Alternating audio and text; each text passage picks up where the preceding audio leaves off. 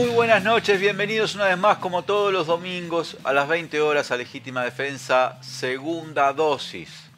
Todos los que nos estén mirando por el canal de YouTube de Caras y Caretas TV y no se hayan suscrito al canal, aprovechen para hacerlo, apretan el botón de suscripciones, encienden o activan la campanita de notificaciones y por supuesto hacen los comentarios que desean tanto en el chat como en el perfil de comentarios. Pueden hacer también donaciones. Eso los que nos miran por YouTube. Los que nos miren por otras plataformas pueden, en el caso de Facebook, hacer reacciones, compartir en su perfil, hacer comentarios, o en el caso de Twitch pueden hacer los comentarios que deseen. Además les recuerdo que ya desde la semana pasada estamos saliendo por el canal 195 de DirecTV, UCL, que además tiene página internet, o sea que puedes vernos en la UCL en vivo en internet, que no sé bien cómo es la dirección, pero UCL TV creo en vivo, Cala en Google si querés, y además puedes vernos en la señal de UCL en Vera TV. Y por cierto tiene también presencia en Cablevisión y en Flow, en el canal, los canales 2 de cualquiera de esas dos cable operadoras. Les quiero pedir muchas disculpas porque la semana pasada tuvimos la emisión a la hora correcta, pero por un problema de que el archivo estaba dañado, no tenía el audio y eso demoró bastante rato en resolverse porque no era fácil de resolver. Y luego, sí, un poco más tarde estuvo colgada la emisión con el audio correcto. Les pido disculpas, mucha gente me escribió, de todas maneras se pudo ver, y para eso está muy bien también que observen las otras señales, se pudo ver de manera completa y sin ningún tipo de distorsión en los canales que le estaba diciendo, tanto de UCL en DirecTV como en Cablevisión y en los cable operadores de Flow. Disculpen nuevamente por ese inconveniente. Muchos preguntaron por qué no cortaban si no nos dábamos cuenta. Nos damos cuenta de todo, pero el programa se había grabado unos días antes, ya estaba subido y después no es fácil intervenir porque nosotros no somos los dueños de YouTube, somos apenas personas que suben contenidos o lo emiten y después tenemos un control limitado de lo que puede suceder ahí. Es más, si YouTube se le ocurre bajarnos un programa, por más que se enojen, nosotros no podemos hacer nada para restablecerlo y nos ha pasado. Les pido disculpas, fue un error nuestro, la solución no fue fácil, pero al final lo logramos. De todas maneras, creo que la gran mayoría de la gente apoya lo que hacemos y sabe que nos trabajamos con ciertas limitaciones propias de nuestras capacidades económicas. Nosotros dependemos de la comunidad y bueno, tenemos, por cierto, bastantes anuncios, nos ponen muy contentos tener esas empresas, compañías, sindicatos, en fin, que nos apoyan publicitariamente, pero bueno, estamos lejos de tener las condiciones técnicas de que tienen los canales convencionales, que por cierto, como ustedes saben, reciben todo el tiempo cada vez más millones de dólares de parte del gobierno a cambio de nada explícito. Todos sabemos que es a cambio de algo que ha venido funcionando bastante bien durante estos años, que es el blindaje que nosotros tenemos el propósito de romper. Bueno, en la noche de hoy vamos a conversar un rato con el senador Óscar Andrade. Esta semana en el Senado hubo varias cosas muy importantes. Una, indudablemente, son las derivaciones del caso Penades, que incluyó la destitución, la expulsión por incapacidad moral del senador Penades de la Cámara, o sea que ya no es más senador, además de estar en este momento preso en prisión preventiva en la causa que se le persigue, donde se le imputa 22 delitos, cada uno más aberrante que el otro. Pero además en la Cámara de Senadores se discutieron otras cosas, entre ellas una declaración sobre lo que está sucediendo en Medio Oriente, en Israel y en la Franja de Gaza, sobre todo en Israel y en la Franja de Gaza, aunque también en Cisjordania y en los territorios ocupados por Israel en el oeste del territorio palestino. Eso también concitó una gran polémica en el Parlamento, que por cierto queda opacada por lo dramático de lo que está sucediendo en esa zona del mundo, que analizamos este jueves en Macondo, pero que también vamos a conversar un poco con el senador Andrade. Gracias por escucharme, vamos a la introducción y enseguida conversamos con nuestro invitado de la noche de hoy.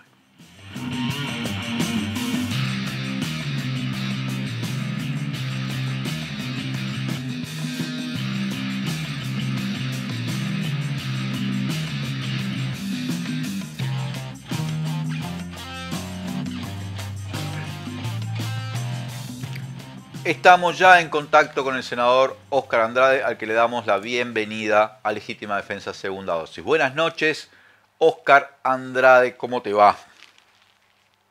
¿Cómo está, Leandro? Buenas noches, un gusto estar por acá nuevamente. Un saludo grande a la teleaudiencia. Esta vez nos acompaña Óscar en conexión por Zoom porque se encuentra en el interior del país.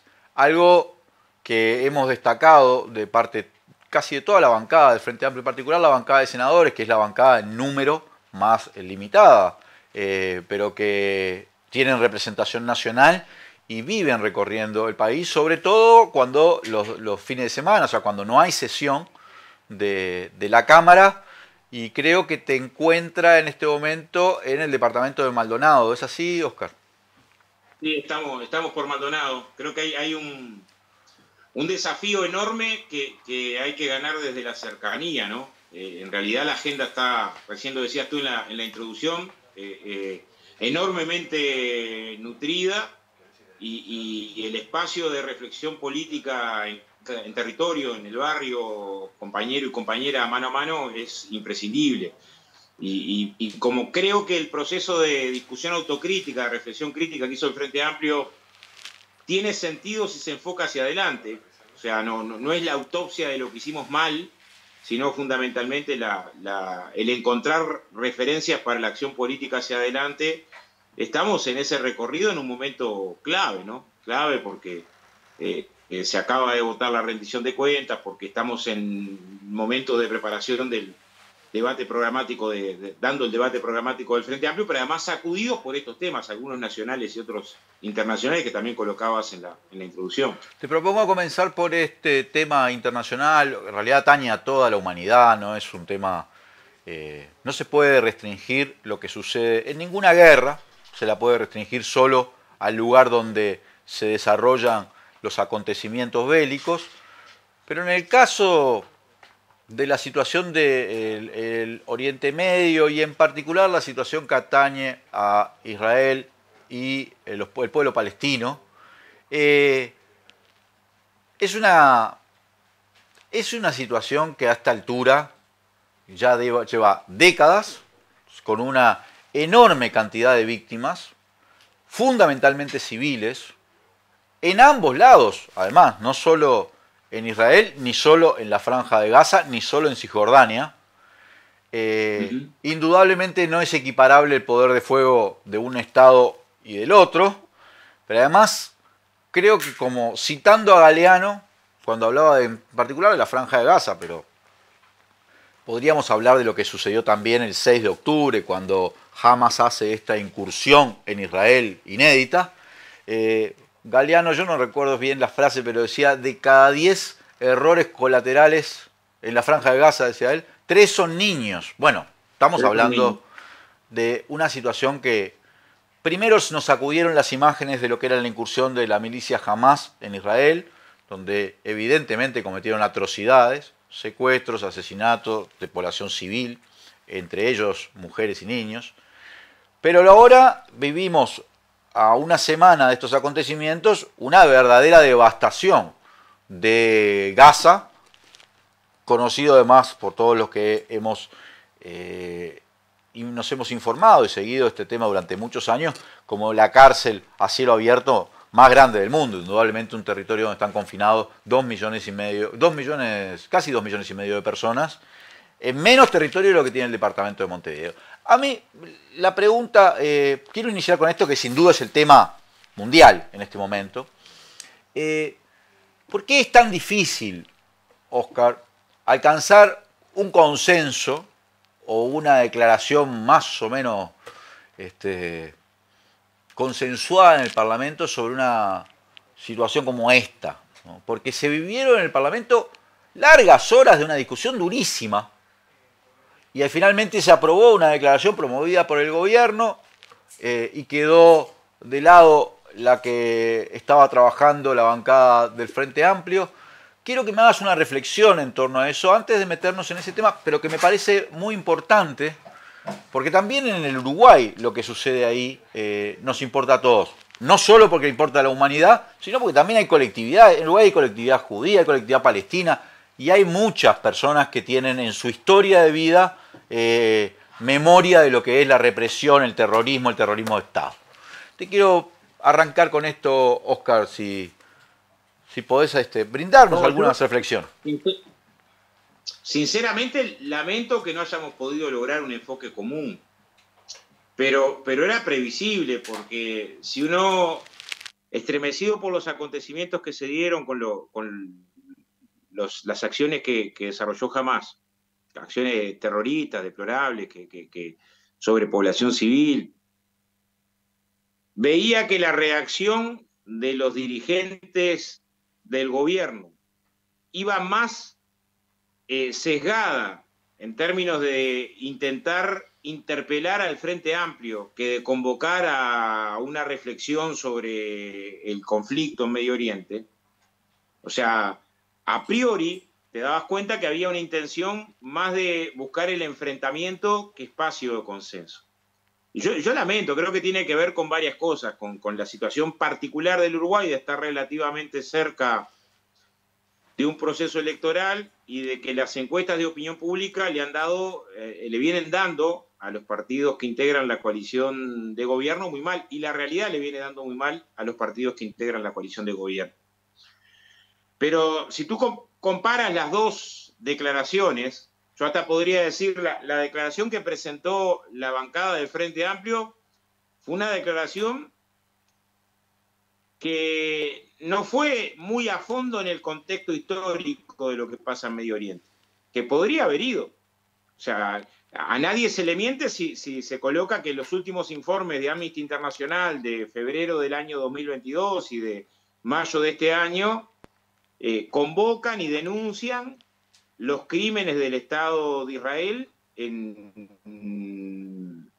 Gaza y Cisjordania. O sea, que hay una situación de contexto de larguísimos años, de territorios ocupados, de no cumplimiento de declaraciones de la ONU, que es parte del contexto que explica lo que está pasando en Medio Oriente, que explica, nunca que justifica, pero para intentar entender qué es lo que está pasando en Medio Oriente, es una forma de pronunciarse que en lo personal no comparto, tratar de reflexionar como si tú hubieras nacido esta semana pasada en medio de los atentados terroristas, que, repito, deplorables, repudiables,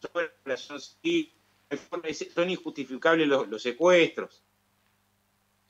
Pero Naciones Unidas, en el informe cerrado a 31 de agosto de este año, hablaba del asesinato de 36 niños palestinos. Es el año más sangriento de los últimos 20 años con respecto a la situación interna de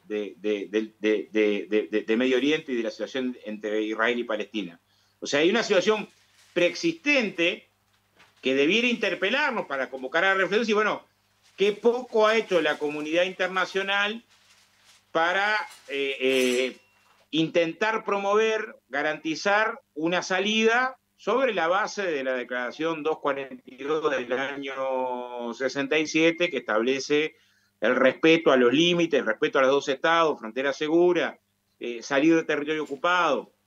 Ahora, fíjate que la declaración del Frente Amplio básicamente tenía 4 componentes. Condenar los atentados de Hamás.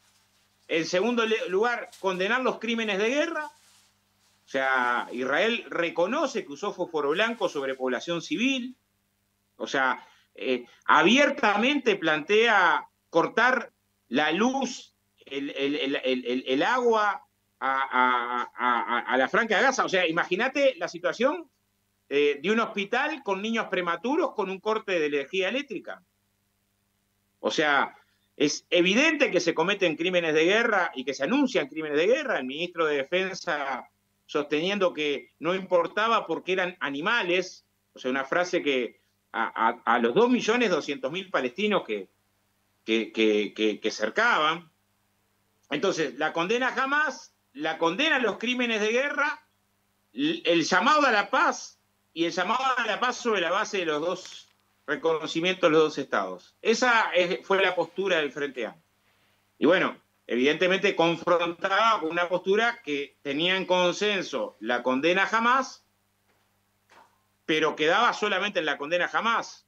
y después no avanzaban los demás componentes que hacen a un pronunciamiento que pudiera encontrar un territorio de consenso. Es más, en el segundo lugar lo que coloca es el derecho de Israel de defenderse. Pero en este contexto donde se están anunciando crímenes de guerra y ejecutando crímenes de guerra, no tener opinión sobre la ejecución de crímenes de guerra. Hoy repasaba, ya son más de 400 niños muertos palestinos desde que inició este conflicto, que además claramente tiene un nivel de desigualdad enorme. Nos parece que no es la declaración adecuada. Y creo que es más una declaración pensando en intentar sacar la asca interna que en pensar una posición país. O sea, esto fue casi indisimulable en el debate, ¿no? Igual yo creo que es muy difícil que alguien compre algún tipo de relación en el integralismo islámico y el Frente Amplio. O sea, me parece que es un intento que no va a tener ningún resultado. Pero bueno, cada día que pasa la situación se torna todavía más compleja y creo que reclama de la comunidad internacional la altura suficiente para intentar construir puentes de salida a una situación humanitaria desgarrante, ¿no? Ahora, es notable, si bien yo no soy ingenuo, vos sabés bien, Oscar, que yo no es que espere los grandes consensos. Creo realmente que las ideologías son un clivaje que pueden hacer que las cosmovisiones no se encuentren en nada, ni siquiera en hechos que uno podría decir están casi que más allá de cualquier idea, como puede ser el asesinato de niños, ¿no? Pero es notable que en este momento el mundo está siendo sacudido. Hay 4 conflictos, grandes conflictos, en este momento circundando Europa. Lo podemos ver, el caso de Rusia y Ucrania, esta situación en Oriente Próximo, el caso, o sea, me refiero a Israel, Palestina, que además puede escalar a toda la región. O sea, ya en este momento hay bombardeos en el Líbano, en Siria, no estamos hablando solo, y todos sabemos que puede escalar y que probablemente escale a la región. El desplazamiento de la población armenia de Nagorno-Karabaj, del Artsaj, que además también tiene, es muy sentido en nuestro país porque hay una comunidad armenia importantísima, pues es un desplazamiento masivo de cientos de miles de personas. Y en el oeste de África, en el último mes y medio hubo cerca de 10 golpes de Estado. Hay una situación tremenda, sobre todo en la África francófona. Yo sé que vos, que sos una persona que te informás mucho, estás muy al tanto de la situación internacional, lo conocés, pero son situaciones dramáticas, todas desde el punto de vista humanitario, incluso más allá de valoraciones políticas. Bueno, honestamente, no hemos visto en el Uruguay, en ninguno de los casos, pronunciamientos ni cercanos al consenso. En algunos casos hasta me sorprendió, como es el caso de Armenia, porque uno esperaba que, bueno, siendo la población armenia tan importante en el Uruguay y teniendo en Uruguay una cierta tradición en relación con esto, pero es muy notable eso y muchas veces la caja de resonancia de estas polémicas está en el Senado. La gente tal vez no le da la misma importancia que le podemos dar nosotros a las situaciones internacionales, pero es bastante ostensible esta dificultad de alcanzar una mirada nacional sobre problemas internacionales, ¿no? Sí, claro. A ver, yo creo que en este caso fue notorio que no hubo ninguna intención de construir una mirada país sobre el tema. Fue notorio, o sea, cuando existe diálogo en el Senado o va a la comisión o se toma un cuarto intermedio para intentar encontrar espacios de redacción común, pues parece a priori muy difícil de explicar. Por ejemplo, sobre las denuncias hartamente comprobadas de segregacionismo racial, en términos de carreteras donde solamente pueden haber israelíes y carreteras donde solamente pueden haber palestinos, en términos del acceso a la tierra, en términos, o sea, el contexto.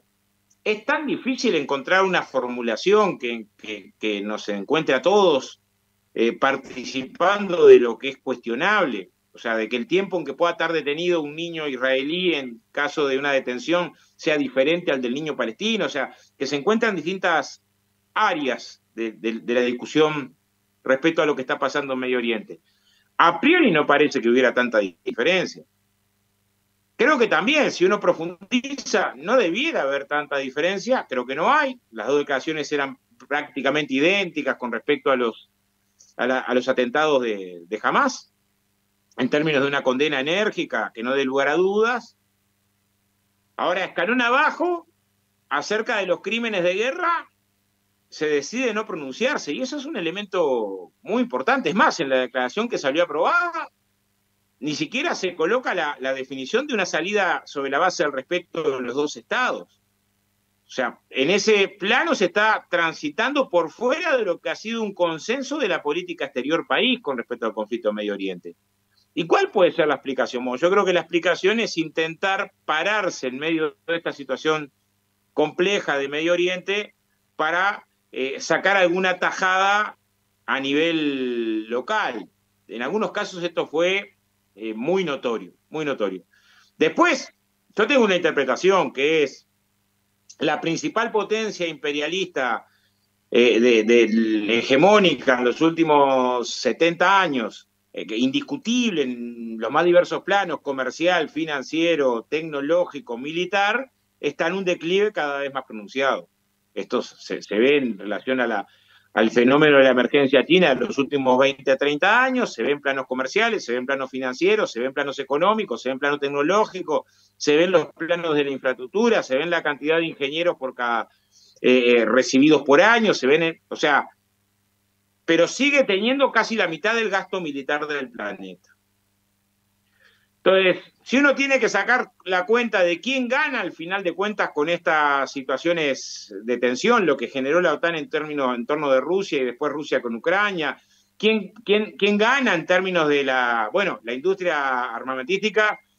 Seguro está a la cabeza de quienes ganan, y además en una discusión sobre el orden mundial, en medio de una disputa cada vez más feroz por los recursos naturales, la tentación para resolver la geopolítica a los cañonazos es cada vez más evidente. Si uno sigue el recorrido histórico, los imperios en el momento del declive es cuando fueron más peligrosos. Le pasó al imperialismo español, le pasó al imperialismo británico en las Indias, le pasó a Francia en Argelia, le pasó, o sea, uno mira y es en los momentos de declive donde en general los riesgos son mayores. Entonces, a mí no me sorprende que estemos en una situación donde determinadas tensiones se retroalimentan y generan situaciones de este tipo. El desafío es tratar de construir, y en eso creo que la comunidad internacional ha tenido un gran fracaso, porque sobre este conflicto, el que ha estado más arriba de la mesa, que es el caso de Israel-Palestina, no es que no tiene posición la comunidad internacional. Hay posición hasta de consenso en determinado momento del Consejo de Seguridad de Naciones Unidas sobre el cese del fuego, sobre el respeto a la resolución 242, sobre el respeto a las fronteras que quedaron del año 67 y el retiro de los territorios ocupados. O sea, hay consenso, pero manuscrito. No se logra a través del consenso las acciones necesarias para que esa ruta de salida se pueda acompañar. Y hoy parece todavía más complejo, dado la situación actual. Ahora, Uruguay debiera pararse en este tipo de situaciones tratando de construir una posición país. Mi interpretación de por qué no se construyó una posición país es producto de las necesidades cada vez más acuciantes que tiene la coalición en el gobierno por el panorama local. Claro, el panorama local es imposible de tapar, ¿no? Es de una gravedad que es imposible de tapar. El último año ha sido un año, fíjate que a esta altura estábamos tratando lo de Marcel año pasado, ha sido un año récord. El gobierno a veces habla de récord, bueno, el récord de situaciones turbias, de corrupción, de manejo espurio de las políticas públicas y del Estado, de beneficios personales, de delitos, es el último año. Yo creo que en la historia del Uruguay. Porque tú vas a encontrar en el último año la entrega del pasaporte a un narcotraficante que estaba preso por tener un pasaporte falso, que estaba perseguido por la Interpol con información del Ministerio del Interior, que se da de forma express, se va al Parlamento a sostener que es un futbolista y no un delincuente, después aparece información que confirma que había conocimiento acerca de la gravedad de Marcet y después se pierden justamente los correos electrónicos que tenían que ver con el caso Marcet. Todo esto tuvo que ver con Marcet. Boca, de una punta a la otra. Boca, esperamos, porque yo quiero tratar este año, como vos lo acabas de describir, y que tiene además estos últimos acontecimientos, lo quiero tratar en el próximo bloque, pero quiero redondear este tema internacional con una cosa que nos conecta además, porque supongo que vos estás enterado, me parece que ha tenido muy poca repercusión pública. Hay algún excelente artículo de Jorge Yurov que yo leí en La Diaria y algunos otros que he analizado. Esta situación, pero que nos mete en estos temas de la estrategia, sobre todo de los Estados Unidos, esta situación de la posible llegada de una brigada de ayuda de los Estados Unidos, que tiene atrás aquel planteo que en su momento hizo Jorge Larrañaga de traer a la DEA, pero que ha cambiado, de acuerdo a lo que analiza Yurov, que es un experto en estos temas, y bueno, lo que hemos podido leer, ha cambiado a partir de la reunión de la embajadora de los Estados Unidos con Ferrés, a una brigada de ayuda que son brigadas muy distintas, que son unidades militares de 800 miembros además, que podrían estar desembarcando en el Uruguay. ¿Has analizado? ¿Este tema se ha tratado, se ha hablado en el Parlamento, ha llegado? Porque yo no veo que tenga una repercusión pública importante y me parece, dado los documentos de Estados Unidos donde dicen que quieren desplegarla en 6 países, entre ellos Uruguay, y esto que ha trascendido, me parece una gravedad inusitada como para que no se discuta públicamente. Sí, nosotros nos pronunciamos sobre el tema de este anuncio, que es de un documento interno de los Estados Unidos en la última reunión de Comité Central, en términos de preocupación. No podemos ir mucho más de preocupación porque a nivel legislativo no hay nada. O sea, no hay ni un pedido, ni un anuncio del Ministerio de Defensa. Todavía no lo trató el Frente Amplio, ni la Comisión de Defensa. Pero ni trascendió la que estuvo en la reunión eso entre Ferrés y la embajadora, trascendió hasta incluso en búsqueda. Bueno, hay algún artículo, como te mencionaba. Bueno, hay un artículo de Brecha que además coloca el documento interno donde los Estados Unidos anuncian que uno de los países es Uruguay. Ahora, fuera de esto hay un contexto, que es, hay un estudio que ubica que hay más de 700 bases militares en el mundo de los Estados Unidos, está la Cuarta Flota, tenés una situación sobre los recursos naturales, niveles de injerencia que se han demostrado de manera contundente, aún en procesos de desestabilización de países locales. Yo creo que a nosotros nos haría bien una discusión que reflexione acerca de las relaciones internacionales y el concepto de defensa en este contexto histórico. Es más, de cara al Congreso del Frente Amplio, que tiene un capítulo que habla de los temas de defensa, es de los temas para mirar con sentido estratégico. O sea, aparte de la situación puntual, mirar con sentido estratégico. Es lógico pensar un proceso de transformación popular, de transformación productiva, de integración latinoamericana profunda, que quiebre los niveles de dependencia, que se plantee la soberanía sobre los recursos naturales, que se plantee la soberanía política, sin tensiones con el imperio que considera América Latina su patio trasero. Yo dudo mucho. Ojalá ese proceso sea un proceso que se dé sin mayores tensiones, pero en general la historia se plantea en un camino opuesto a este. Y los procesos de avance han sido procesos que han estado sometidos.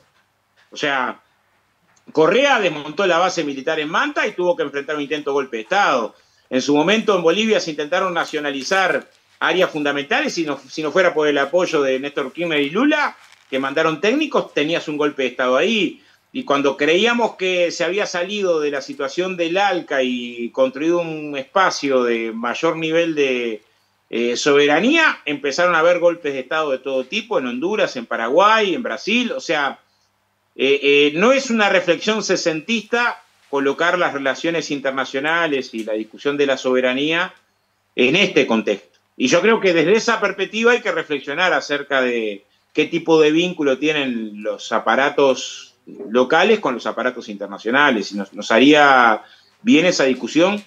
Inscribir en esa discusión este anuncio, que hasta ahora lo conocemos por documentos internos que han salido a la prensa, de la participación de una brigada en nuestro país. Óscar, vamos a ir a un corte y enseguida nos ponemos a analizar los temas que tienen que ver con esa agenda local que es imposible disimular ya desde hace un año en un gobierno atravesado. Yo lo he calificado así en mi editorial de este viernes, tanto en Caras y Caretas como en Legítima Defensa, atravesado por la corrupción. Vamos a un corte y ya volvemos con más Legítima Defensa, segunda dosis. En Uruguay desde siempre está Caribe con K.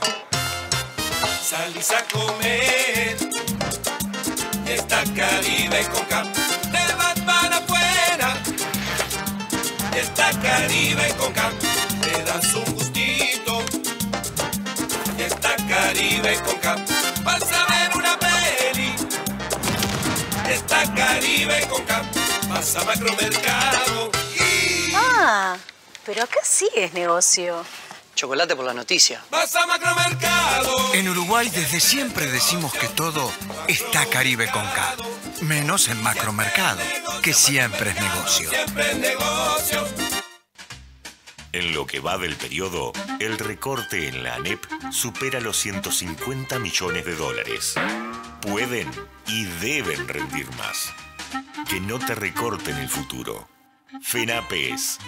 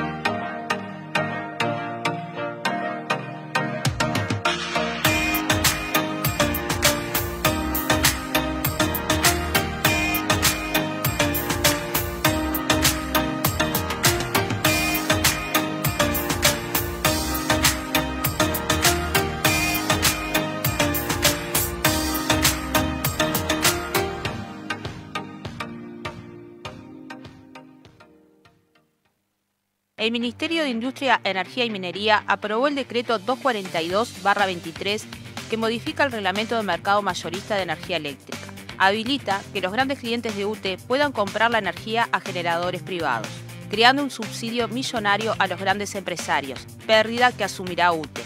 La cuenta es sencilla, lo pagaremos todos y todas en las tarifas residenciales, pequeños productores y comerciantes. La tarifa eléctrica sigue siendo injusta, bajarla es posible. AUTE PIT CNT. Garantizar espacios de trabajo libres de violencia y discriminación es un derecho laboral garantizado por la ley. Construir ambientes laborales y de aprendizaje libres de violencia y discriminación implica especialistas, prevención y apoyo. Por eso no se dan recursos para la prevención. Parece normal sufrir discriminación en el trabajo, pero no lo es. Por eso luchamos, para poder mejorar los dispositivos de actuación ante violencia, acoso y discriminación. Es un mensaje de ADUR. No nos da lo mismo.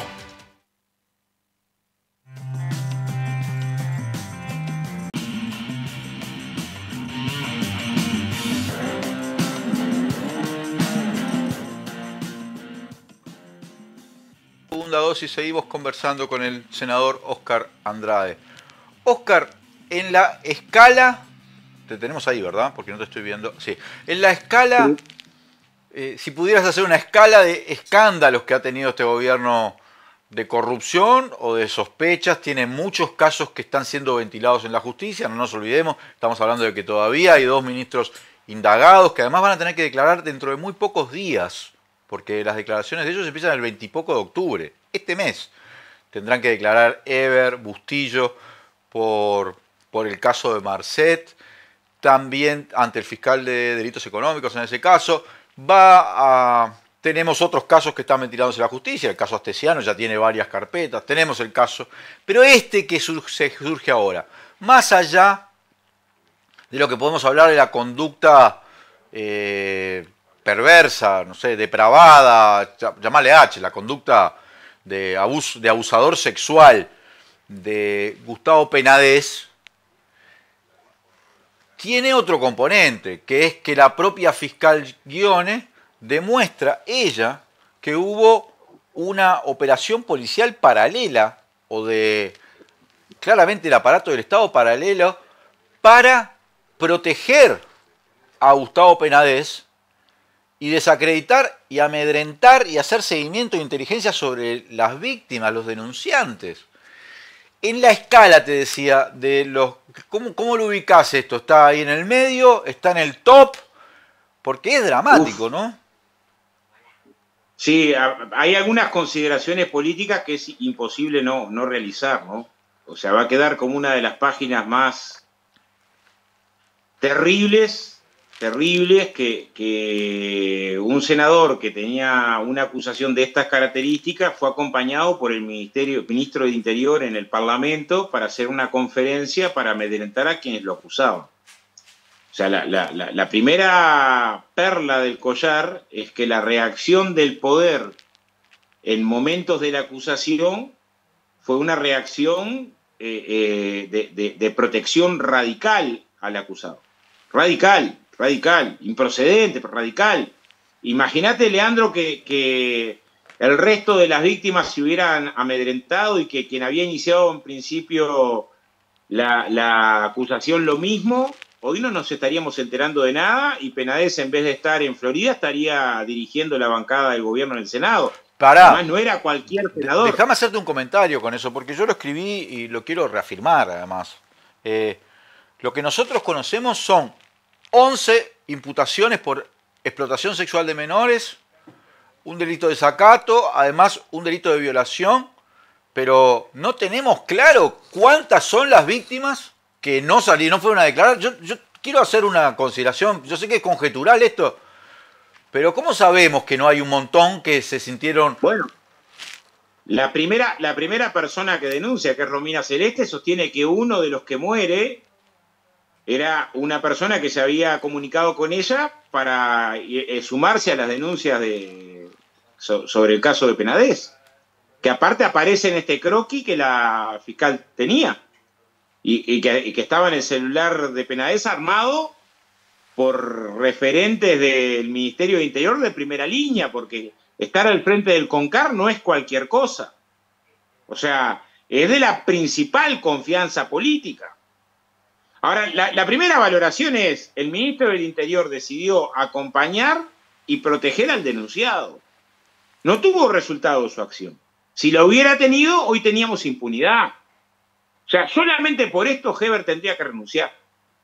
O sea, sin más, ¿no? Sin más, por la acción de, en vez de cumplir su rol, que es el ser auxiliar de la justicia, entorpecer en primera instancia la justicia. Esto es indefendible. Peor es lo del presidente de la República, porque hasta con todo Heber a las pocas semanas cambia de opinión.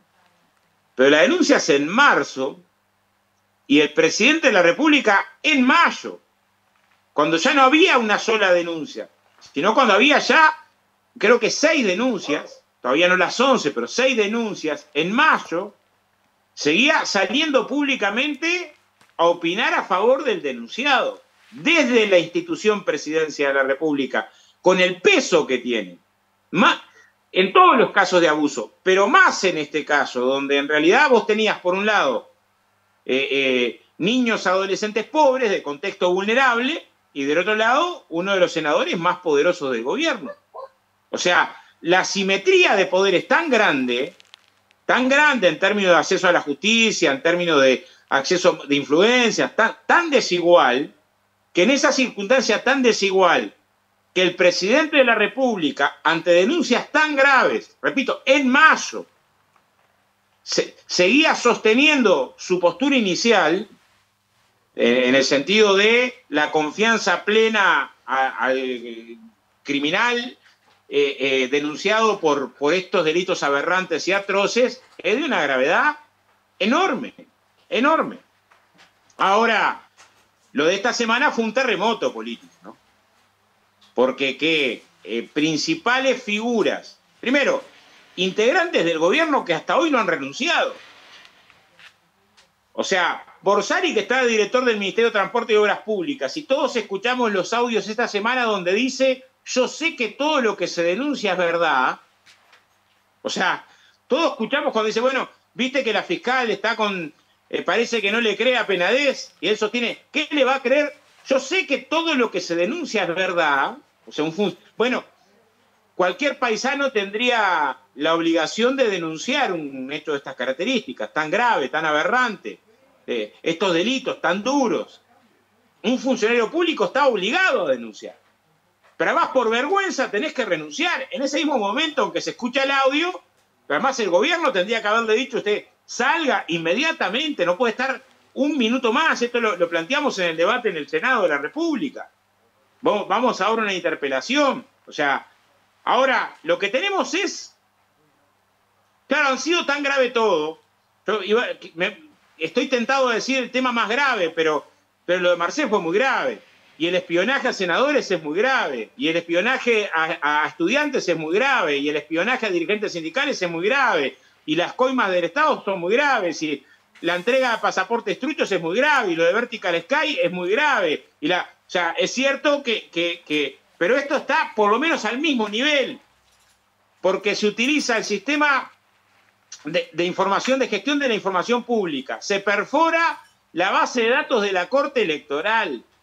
Y se perfora el sistema de información de gestión carcelaria. Los tres, para armar una estrategia para obstruir la posibilidad de la justicia. En lo primero, que es evidente, pero apenas lo primero es para tener la información de los denunciantes que la justicia le había negado a la defensa de Penades, producto de presiones que ya se habían denunciado antes. Ahora, ¿alguien puede creer que esta operativa lo único que tenía era curiosidad? Que el límite de esta operativa era nada más saber los nombres y punto. O sea, tiene una punta de una madeja, de una gravedad inadmisible. Entonces, en la interpretación más generosa,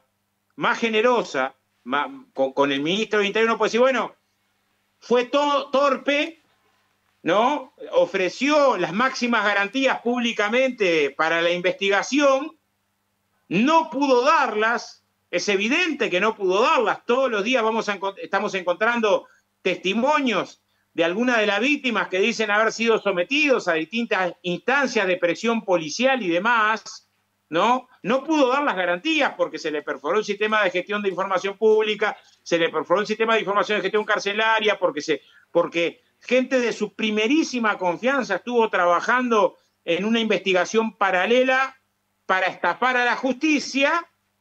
Por torpe, por ineptitud, tenés que renunciar. O sea, en la consideración más amable para Heber, tenés que renunciar. Las otras consideraciones son delito.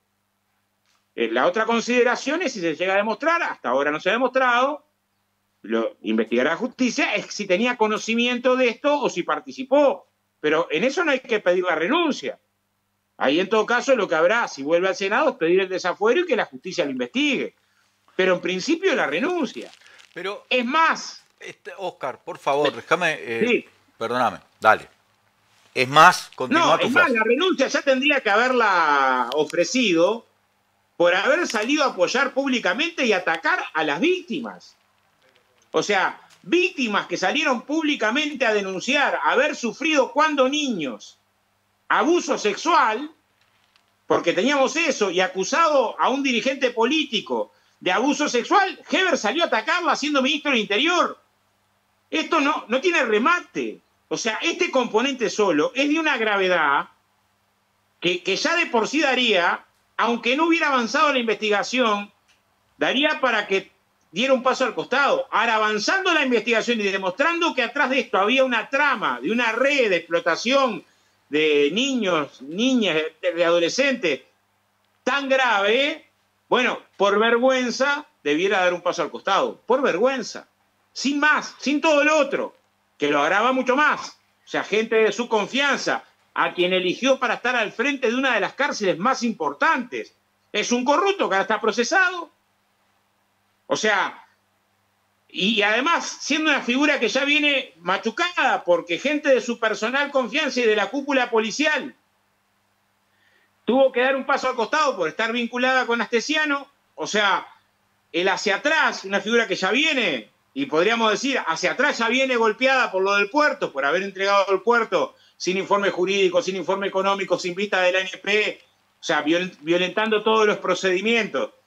Pero cualquiera de estos casos solo amerita la responsabilidad política. Nosotros no juzgamos la responsabilidad jurídica, para eso está la justicia.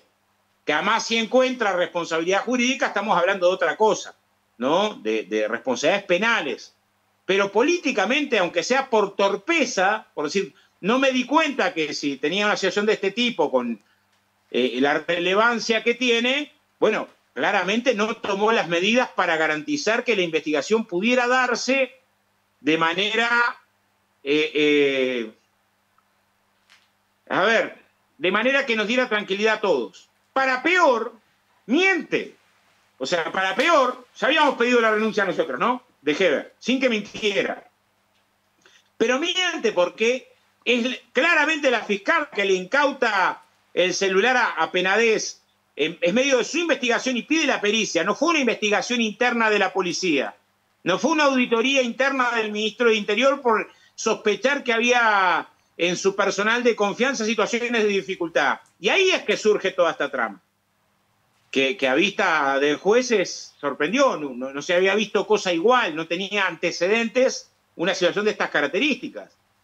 Y Heber y el presidente, ¿no? Ambos decir de que, bueno, fue mérito de la policía, es como que me digan ahora que como la policía lo llevó a Penades a la cárcel de Florida, es la policía la que la...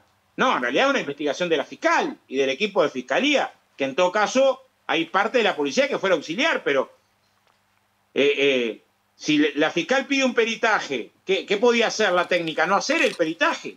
Bueno, ahí ya estaríamos hablando de otra que República Bananera, ¿no? Estaríamos hablando de una situación de deterioro institucional irreversible. Bueno, lo que hay hasta ahora genera un deterioro institucional importantísimo, ¿no? Ya es muy discutido y muy discutible el peritaje que se hizo sobre el celular incautado de Astesiano. Vos lo sabés muy bien. No solo por el acuerdo ese que llegó la fiscal Fossati con el presidente para excluir sus conversaciones, sino porque nunca apareció todo lo que podía aparecer. Y ahí estuvo involucrada gente que después terminó siendo indagada. Pero yo sé que hay un terreno, una órbita, una jurisdicción que es la de la justicia, y hay un terreno, una órbita que es la de las responsabilidades políticas. Pero, estimado Óscar Andrade, es muy difícil de creer que autoridades con semejante poder como el presidente de la República, su despacho y el ministro del Interior, que cuentan sin duda con acceso a todos los sistemas de información o a las personas que lo tienen en el Uruguay, desconocían lo de Astesiano, que acordate que había sido publicado 2 años antes en la tapa de Caras y Caretas, luego por otros medios. Desconocían lo de Marcet, llegaron a decir en el Parlamento que era un futbolista. Y ahora sabemos que hubo toda una trama para llevarle ese pasaporte extremadamente irregular hasta la cárcel. Desconocían las tramoyas sobre licitaciones que están surgiendo ahora en la justicia. Desconocían el espionaje que se ejerció sobre senadores. Desconocían el espionaje que se ejerció sobre la ex esposa del presidente. Desconocían ahora no solo la conducta aberrante de Penades, sino la existencia de un aparato paralelo con funcionarios del Estado, de la seguridad pública, tratando de hacer una estafa procesal. Esos fueron los términos que usó. Estafa, un fraude fiscal ante la Fiscalía. Todo lo desconocían. Los 6 narcos que fueron fugados, el ministro del Interior no tuvo ningún problema en acusar a la justicia, y acá Georgina Mayo con documentos y expedientes demostró que habían sido jerarcas del Ministerio del Interior los que se dirigían a la Fiscalía o a la jueza para que esos narcos que estaban en domiciliaria pudiesen moverse libremente. Todo lo desconocen, porque hay un momento donde la credibilidad como que es muy difícil, que todo se desconozca. Y acá yo tengo las declaraciones, por eso tengo acá este texto de la revista, las reacciones inmediatas del presidente Boca. Yo lo conozco a Astesiano. ¿Ustedes se le ocurre que podría dejar lo más preciado que tengo de su cuidado si no tuviese conocimiento de él? Si no le creo a Penades sería un mal amigo. Ahora con el tema de Salto Grande, Albizu cuenta con mi aprecio y afecto personal y está desarrollando una muy buena gestión. O sea, y luego de que se demuestran estas cosas, dice, mi error fue haber elegido una persona equivocada con el caso de Astesiano. Y así, ¿sí? No es la persona que conoció sobre Penades. O sea, esto es lo que me llama como poderosamente la atención, que no tenga más repercusión política. Porque tiene que ver con la verosimilitud de lo que está planteando el presidente o el ministro. Perdóname esta intervención tan larga, Oscar, pero hay cosas que yo sé que vos como senador de la República, no es que no puedas decir, pero de repente puede ser interpretado mal, pero que cualquier observador y periodista tiene que decir, esto es inverosímil, no se puede ignorar todo. No sé, yo... Sí, uno en cualquiera de esos temas hasta puede profundizar. Si tuviste 20 años conociendo a Astesiano, es muy difícil que no supieras nunca que estuvo preso, nadie de tu entorno, nadie que te vio en una foto, nadie.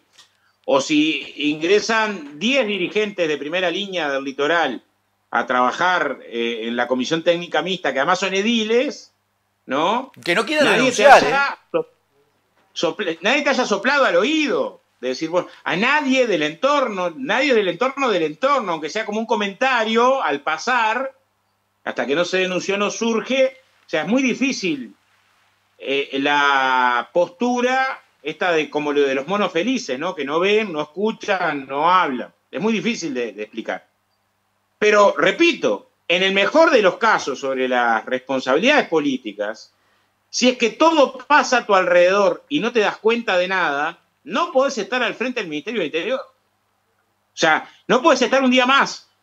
O sea, si no lográs garantizar lo mínimo, porque en realidad la situación actual ahora es de una extraordinaria gravedad. O sea, hasta dónde se fue en esto, lo que sabemos ahora es que justamente uno de los que está involucrado en esta trama era alguien que era de pase en comisión de la Secretaría de Penades, que justo entra a la Corte Electoral en medio de este proceso y ayuda a armar esta trama de perforación de datos y de intento.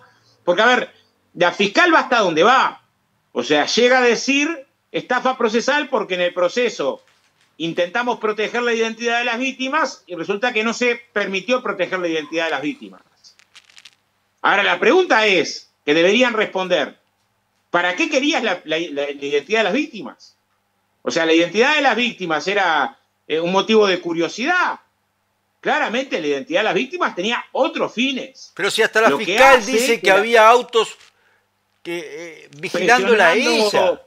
Fueron convocados los denunciantes por algunos de estos policías, uno de los que está procesado, el segundo que no es el director de la cárcel, con motivos también diferentes. O sea, hay toda una trama, ¿no? Que si te estaba pasando todo esto por abajo y no te diste cuenta, lo mínimo es renunciar.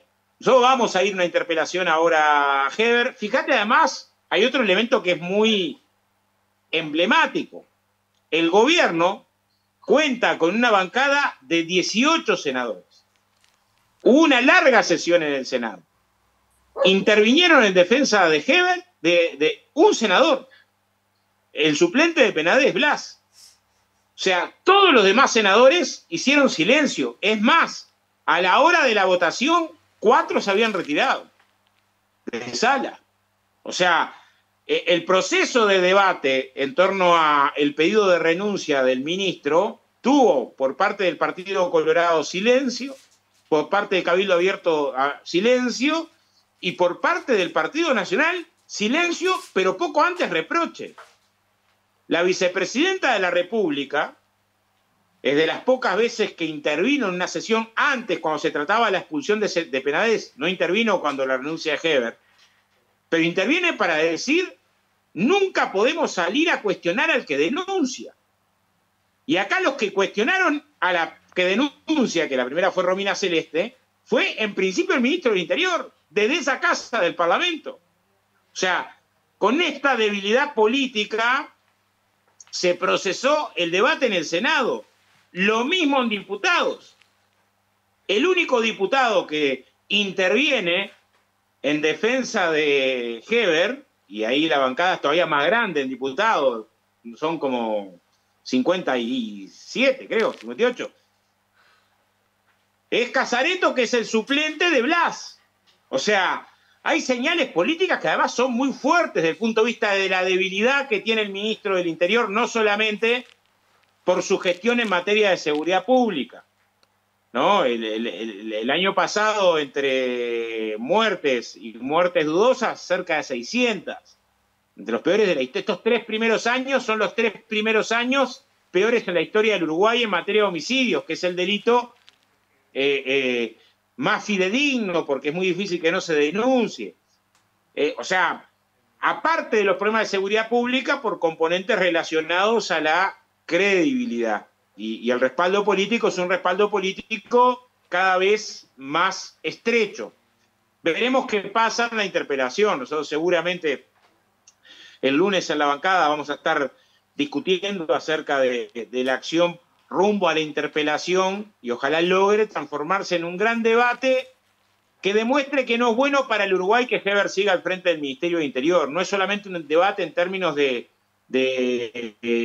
gobierno y oposición, es un debate más profundo. Es decir, bueno, que ha pasado todo esto, ¿no? Es impostergable un cambio al frente de la cartera como medida mínima.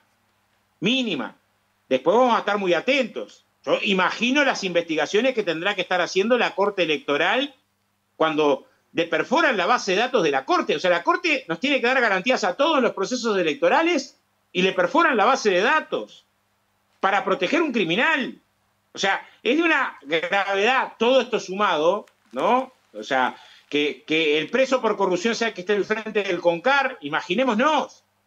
¿Alguien puede creer que empezó la corrupción de este personaje ahora, en este momento, que era intachable, tipo Astesiano, hasta la semana pasada que nos enteramos de que participó en esta trama espantosa para cubrir un abusador sexual serial?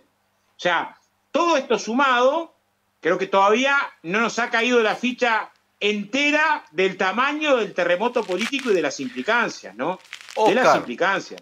Y además, repite, hay antecedentes, que es esto que decís vos, ¿no? Justo los correos que se pierden en Cancillería son los correos del caso Marcé. Justo los chats que no se accede por parte de la investigación de Astesiano son los de Astesiano con el presidente, casualmente, que generan una suspicacia todavía mayor, ¿no? El tema es muy preocupante el tema, ahora que hiciste mención, pero lo quiero reafirmarlo y además consultarte a ver si han reflexionado en torno a esto. Sé que algunos senadores lo han hecho, pero es muy preocupante el manejo de la información confidencial del Estado en estos años, en estos últimos 3 años. Yo te menciono algunas cosas. Desapareció en la base de datos o se filtraron 80.000 documentos, pasaportes creo, casi al principio de este periodo.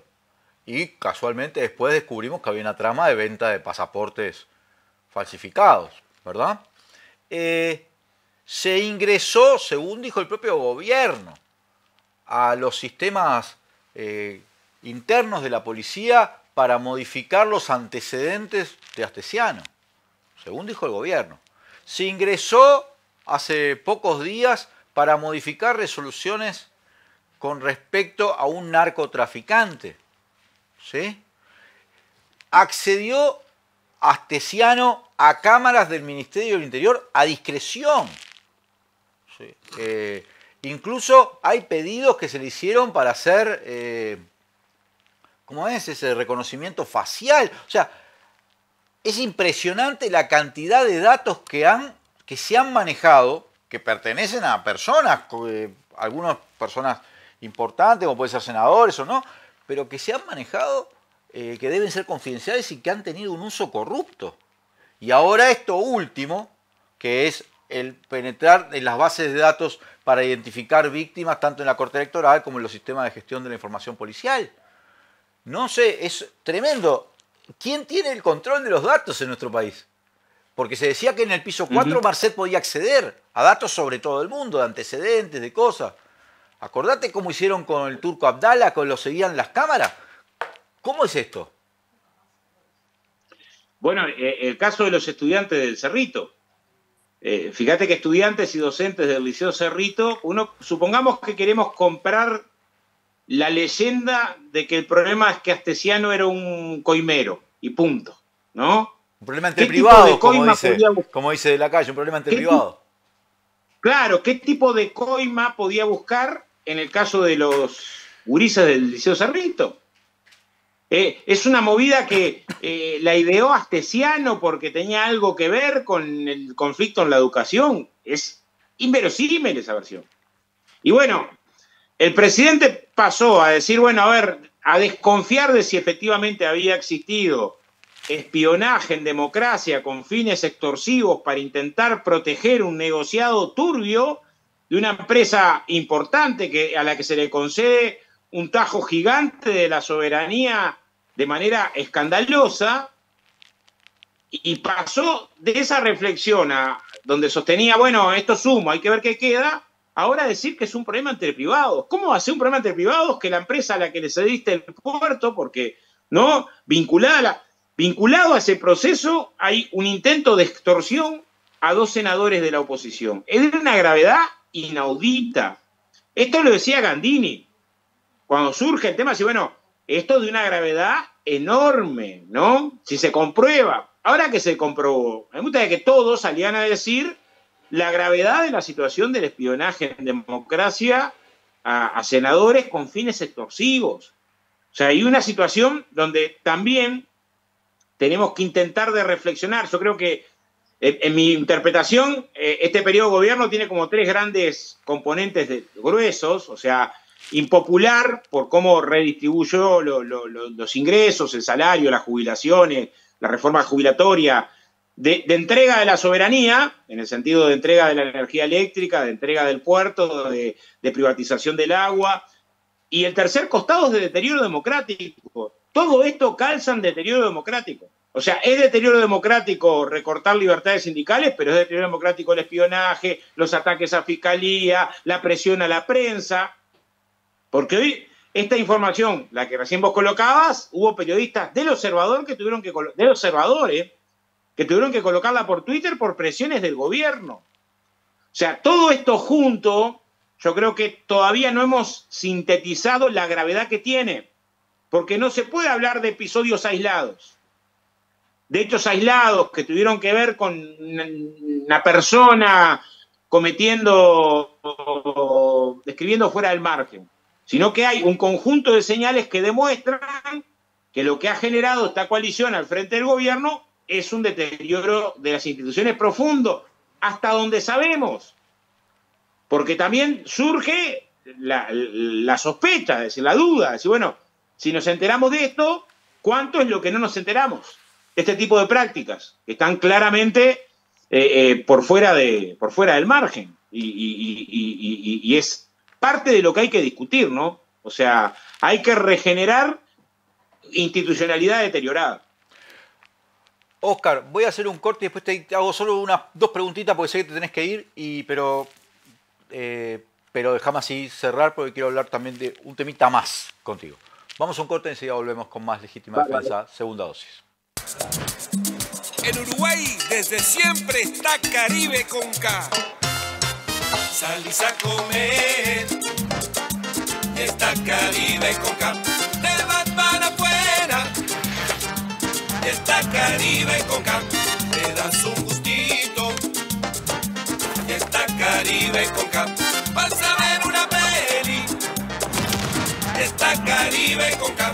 Vas a Macromercado y... Ah, pero acá sí es negocio. Chocolate por la noticia. Vas a Macromercado. En Uruguay desde siempre decimos que todo está Caribe con K. Menos en Macromercado, que siempre es negocio. Siempre es negocio. En lo que va del periodo, el recorte en la ANEP supera los 150 millones de dólares. Pueden y deben rendir más. Que no te recorten el futuro. FENAPES. Firma Digital Habitat es una plataforma para que todos los usuarios puedan subir, firmar y enviar documentos con la misma validez que la firma presencial, garantizando que todos son quienes dicen ser. Solicitala sin costo en nuestra web e identificate por única vez en cualquiera de nuestros locales para poder firmar desde donde estés. En Habitat, hoy más que nunca, te hacemos la vida más fácil.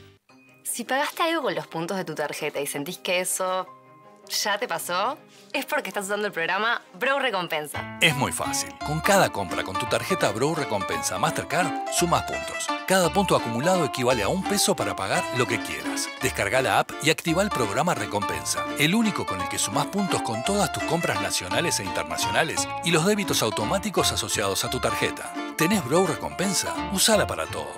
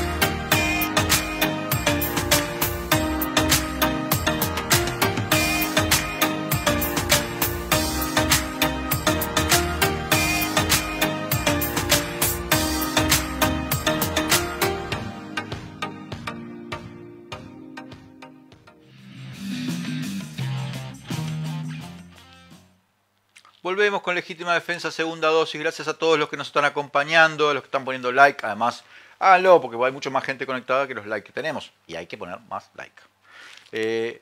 Oscar, te quería hacer efectivamente un par de preguntas porque sé que tenés una actividad ahora y no quiero perturbarla.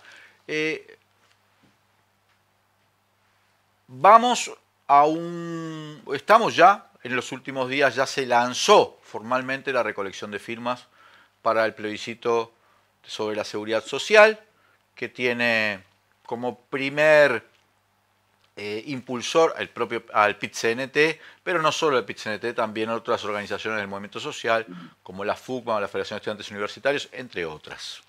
Esto no escapa a nadie, ha suscitado miradas muy distintas dentro del Frente Amplio, no en torno a la reforma jubilatoria que hizo este gobierno, donde hay un consenso importante en contra, que se expresó además, se manifestó en la discusión y en los votos en el Parlamento, pero sí en torno a qué hacer con el plebiscito. Hay sectores que ya han anunciado que no lo van a acompañar, ni siquiera la firma, y el propio Frente Amplio hay sectores que sí, que van a tener una participación activa, y el propio Frente Amplio decidió que su libertad de acción no incluye que los comités de base participen de esta campaña de recolección. El Partido Comunista está entre los sectores que está de acuerdo con el plebiscito que se está impulsando y que va seguramente además a ser probablemente una de las estructuras militantes más importantes en torno a la recolección, considerando sus características, junto con los movimientos sociales. ¿Qué mirada tenés sobre esto y sobre lo que ha producido en el Frente Amplio? Primero, ¿te parece que el Frente Amplio resolvió bien sus discrepancias en torno a este tema? Está en camino a resolverla. Es un tema muy complejo. Yo creo que nosotros ahora tenemos una enorme responsabilidad que sería imperdonable, que es seguir debatiendo sobre los efectos brutales que tiene la reforma jubilatoria, Leandro. Vos fíjate que esta semana se ingresa al Parlamento a votarse de apuro la creación de un fideicomiso por parte del gobierno.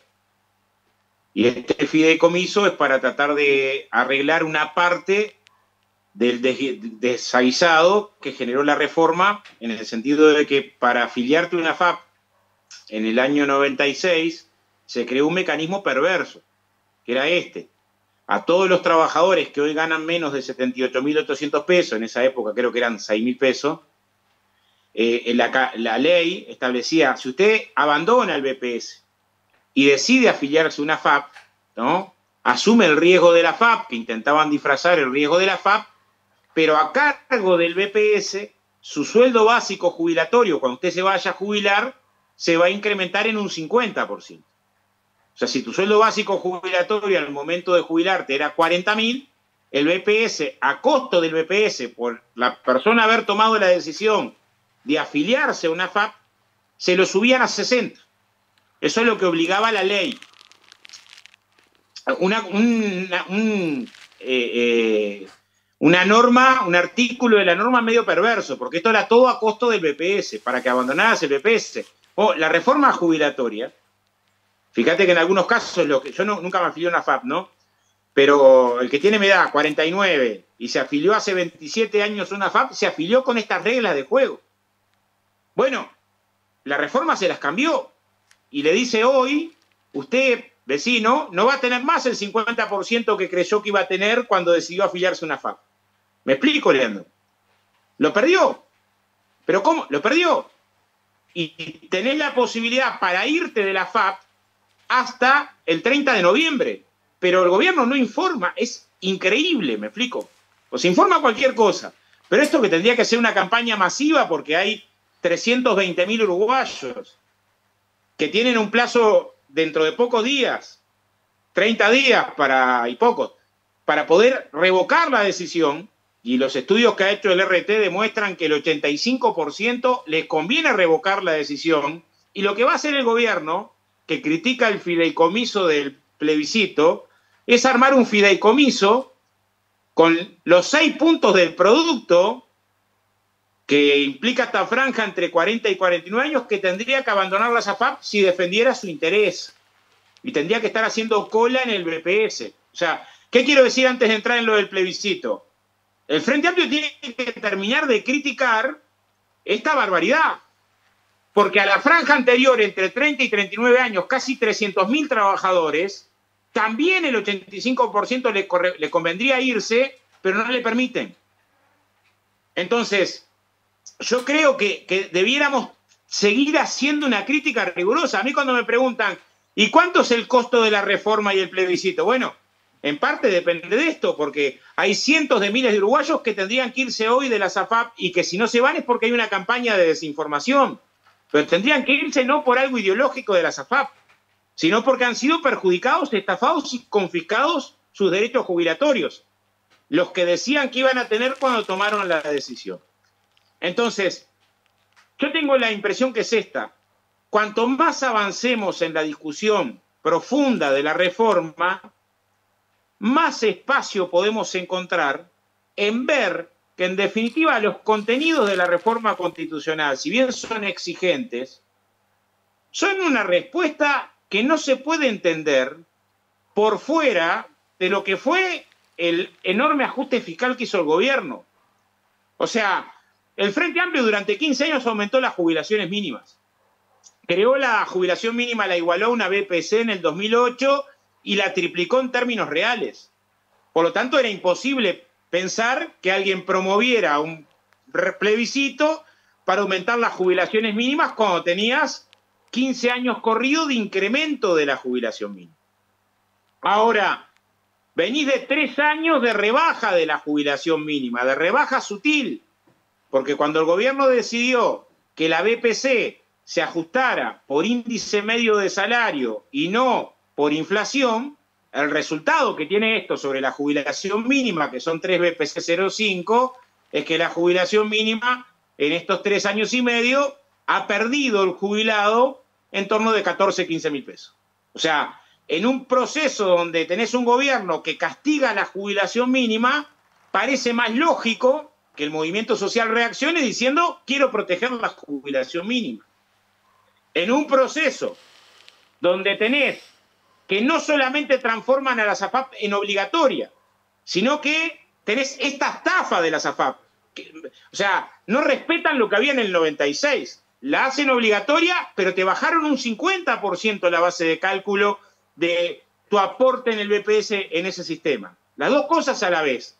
Bueno, parece lógico como reacción, la reacción en contra del sistema de AFAP en este contexto, donde además el resultado de los últimos 3 años, o sea, el promedio de jubilaciones que daba las AFAP en el 2013 era de 9.500 pesos por jubilación.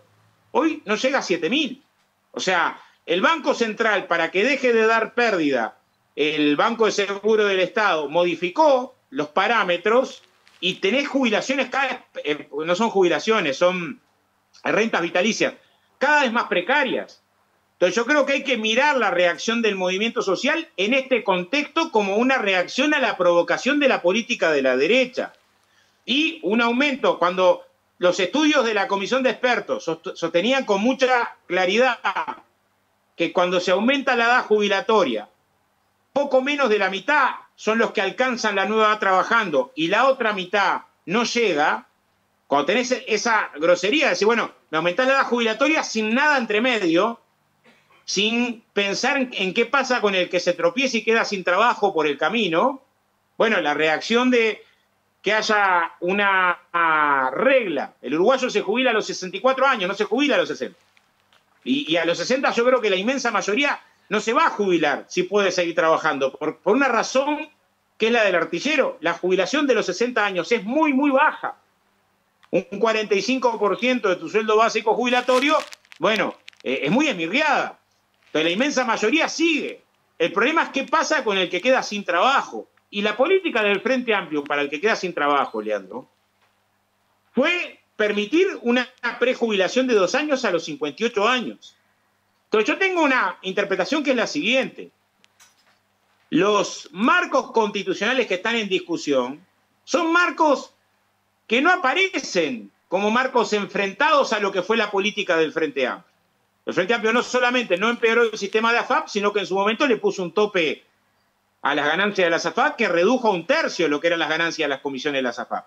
Y permitió la salida a los cincuentones, ¿no? En su momento protegió como ningún gobierno antes las jubilaciones mínimas. Y ensanchó el acceso a la jubilación no a los 60, sino que también a los 58 años. Entonces, yo tengo la idea que es esta, que es cuanto más podamos ensayar la crítica a la reforma aplicada, menos nivel de confrontación interna vamos a tener entre el Frente Amplio y el movimiento social. Y si tuviéramos como bandera principal el perfil entre el movimiento social y el Frente Amplio, nos estaríamos comprando un problema que es gratuito, porque yo interpreto que la reacción del movimiento social no es una reacción que enfrenta las políticas del Frente Amplio, sino que particularmente enfrenta las políticas de este gobierno. Porque, repito, es este gobierno el que hace obligatoria la AFAP y empeora el cálculo. Es este gobierno que bajó las jubilaciones mínimas y es este el gobierno que aumentó la edad al barrer sin pensar en ninguna alternativa para el que tropiece por el camino. Entonces, sobre esta base aspiro una campaña de recolección de firmas que no sea contradictoria con el debate de los dos proyectos de país. Una más y cerramos, Óscar. Comprender la iniciativa plebiscitaria del movimiento social y en particular del movimiento obrero a partir de lo que ha sido el golpe de la reforma jubilatoria, de las consecuencias y las medidas que se han tomado en los últimos años, no transforma de por sí a la iniciativa en un acierto estratégico. O sea, no es lo mismo comprender que decir, este es el camino. Y quiero preguntarte con toda franqueza, ¿puede ser este el camino si la izquierda no se encolumna detrás de él? Me refiero a la izquierda política. Sí, lo entiendo. A ver, yo hubiera preferido otro escenario, Leandro, es así. Pero fíjate que se dio, o sea, este es un tren que ya pasó, ¿no? Pero en medio de que había sindicatos que estaban trabajando para tener más tiempo en los contenidos de la papeleta, pensando en contenidos de la papeleta que pudieran articular mejor la base social y política, ¿no? Cuando te haces esa discusión en el movimiento social, una discusión intensa, decir, bueno, había una enorme mayoría de los sindicatos que estaba por el plebiscito, cercana al 80%, ¿no? Eso fue durante todo el debate más o menos así. Y es medio lógico, ¿no? O sea, yo entiendo que era muy difícil que triunfara una moción en el movimiento social que dijera, esperamos a ver qué pasan las elecciones, cuando uno mide la magnitud del tajo. Voy a ponerte un solo dato y voy a ir a otra reflexión. Saldain, cuando le hago un pedido de informes acerca de la rebaja de las prestaciones por discapacidad, que son de las más duras, un 44%, la respuesta que da es que parte de esa rebaja surge de que en su proyección, la que hace el equipo de expertos, es que hoy hay 60.000 altas por discapacidad, pero que con la reforma, al endurecer las condiciones, se va a llegar a 120.000 altas por discapacidad. O sea, quienes pensaron esta reforma, la piensan de forma tal que va a haber el doble de trabajadores que va a tener la espalda rota y va a tener que jubilarse por no tener posibilidad de trabajar en ningún lado. O sea, el movimiento obrero reacciona ante esa iniciativa. A mí me preguntás, trabajamos en este periodo para pensar una papeleta que pudiera articular al conjunto de las fuerzas progresistas con el movimiento social. Ahora, este camino se hizo muy poco probable cuando sectores de los más importantes del frente, en la semana en la que la central define, establecen que no iban a acompañar ningún contenido de papeleta. O sea, en su momento se trabajó hasta por una papeleta que no fuera contra toda la reforma, sino contra algunos aspectos centrales de la reforma.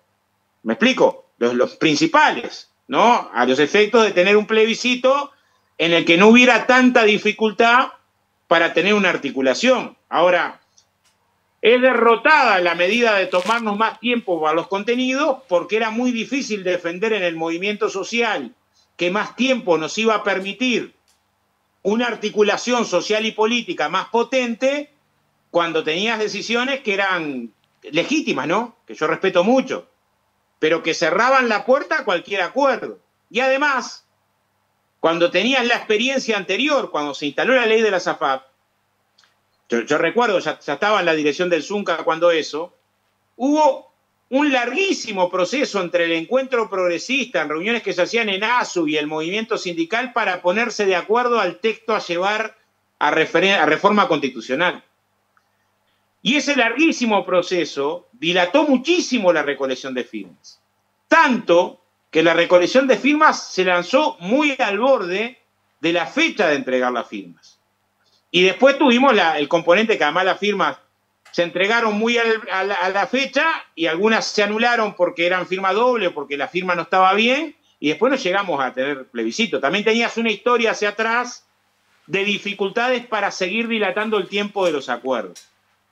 Entonces, yo no tengo la bola de cristal. Vos me preguntás, ¿es un acierto estratégico? No sé. Tampoco sé si es un acierto estratégico no acompañar al movimiento social. En todo caso, es una cuestión hasta personal.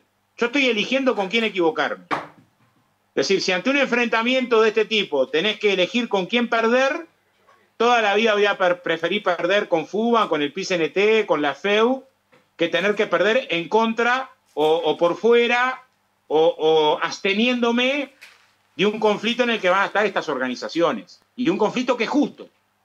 O sea, no me parece que sea un conflicto radical enfrentar la SAFAP, no me parece que sea un conflicto de radicalismo estéril, pelear por mejorar un porcentaje de las jubilaciones mínimas o mantener una base de edad que va a garantizar, porque yo no creo que sea escrito en piedra. Es más, yo supongo que el diálogo de seguridad social, si los bancarios tienen acuerdo en ir hasta los 65 años, puede admitir una enmienda constitucional sobre un sector que ya, con amplio diálogo y con garantía, en un sector de actividad que no es de los que tiene más desgaste físico, o los escribanos, o mañana otro sector de actividad. ¿Me explico? O sea, mañana puede haber cambios en la edad, pero van a tener que venir con amplísimo consenso social de trabajadores, empresarial, con garantía. Y no me parece que sea algo que perturbe tanto del punto de vista de las ideas del campo popular, progresistas. Si bien es cierto que el triunfo del plebiscito, lo que sí va a generar sin duda es tener que discutir cuestiones redistributivas. Eso es claro. O sea, el triunfo del plebiscito te pone en la agenda la necesidad de una reforma fiscal que haga posible tener un sistema robusto de seguridad social y un diálogo que va a tener este marco, el de el futuro, ¿no? El diálogo va a tener este cuadro, es decir, bueno, el mover la edad no va a ser sencillo mover la edad. Yo creo que igual, si el Frente gana las elecciones, no le iba tan sencillo mover la edad. Mover la edad tendría que ser mover la edad con un montón de garantías. Es muy difícil pensar que en un diálogo del Frente Amplio quedara el sistema FAC como hasta ahora, no me lo imagino, y tampoco me imagino que una política nuestra fuera ajena a mejorar las jubilaciones más bajas. Entonces, no encuentro contradicciones insalvables desde el punto de vista de la mirada larga, por más que hay matices en la táctica que lamentablemente no pudimos encontrar forma común de resolverlo, pero ese tiempo ya pasó, ¿no? O sea, es una discusión que hoy no tiene mucho sentido. O sea, hubiera tenido sentido hace 3 meses. El espacio común, pero es claro que en este escenario no encontramos elementos para un espacio común de táctico, ¿no? Muchas gracias, Óscar Boca Andrade, gracias por habernos acompañado en este tramo del programa. Y a todos. Bueno, gracias, Boca. Abrazo grande ahí a la audiencia de Legítima Defensa. Y a todos ustedes, vamos a un corte y enseguida tomamos un café con Víctor Hugo Popia Velando para analizar los temas más sobresalientes de esta semana. Firma Digital Habitat es una plataforma para que todos los usuarios puedan subir, firmar y enviar documentos con la misma validez que la firma presencial, garantizando que todos son quienes dicen ser. Solicitala sin costo en nuestra web e identificate por única vez en cualquiera de nuestros locales para poder firmar desde donde estés. En Habitat, hoy más que nunca, te hacemos la vida más fácil.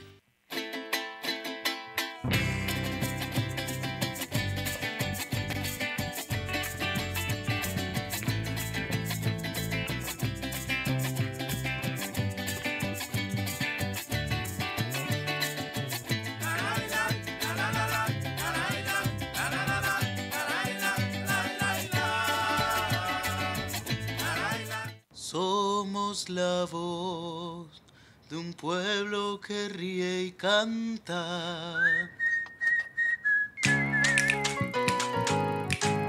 Los que trabajamos cada día en todo el país. Con nuestros muchachos somos las voces de la esperanza. Somos las voces de la esperanza, somos la fuerza para cambiar. Defendemos lo nuestro, los derechos de nuestros estudiantes, nuestros puestos de trabajo, nuestro sueldo, nuestra educación. AFUTU, defendemos lo nuestro. En un mundo saturado y hasta abrumado por la información, es vital apoyar un medio de comunicación alternativo que desafíe el status quo, que aporte una perspectiva diversa para pensar de forma crítica y hacer aportes a la construcción de un futuro más sustentable. Es una voz para aquellos que no tienen voz en los medios hegemónicos. Es una plataforma para las ideas innovadoras y las voces disidentes. Apoyar a Caras y Caretas es fomentar la libertad de expresión y la diversidad informativa. El Ministerio de Industria, Energía y Minería aprobó el decreto 242/23 que modifica el reglamento de mercado mayorista de energía eléctrica. Habilita que los grandes clientes de UTE puedan comprar la energía a generadores privados, creando un subsidio millonario a los grandes empresarios, pérdida que asumirá UTE. La cuenta es sencilla, lo pagaremos todos y todas en las tarifas residenciales, pequeños productores y comerciantes. La tarifa eléctrica sigue siendo injusta, bajarla es posible. Aute Pit CNT. 3 de cada 5 docentes en la universidad son mujeres y culturalmente son quienes destinan gran parte de su tiempo a tareas de cuidados, generando desigualdad laboral. Por eso no se dan fondos para expandir el sistema de cuidados en la UDELAR.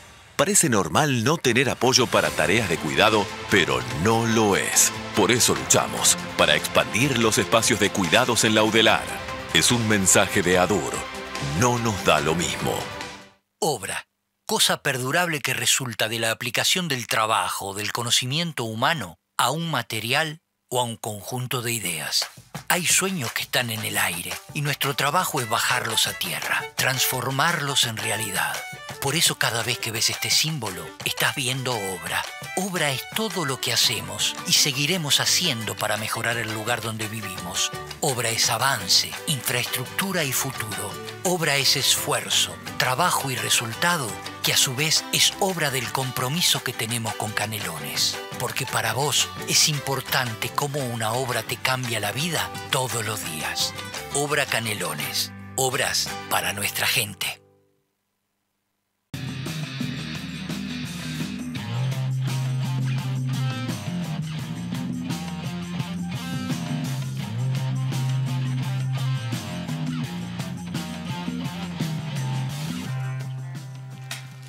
Volvemos con Legítima Defensa, segunda dosis. Gracias a todos y todas los que nos están acompañando, tanto a través de YouTube como las otras plataformas por streaming. Y por cierto, los que nos están acompañando a través de UCL, en DirecTV o en Cablevisión o en Flow. Antes de... Bueno, primero bienvenido Víctor Hugo Popi Avelando. Buenas noches. Popi, le quiero recordar a la gente que el próximo 27 de octubre, viernes, vamos a hacer el programa en Salto. Estamos trabajando en la organización de eso. Los que quieran acompañarnos pueden hacerlo en el 092-982-986.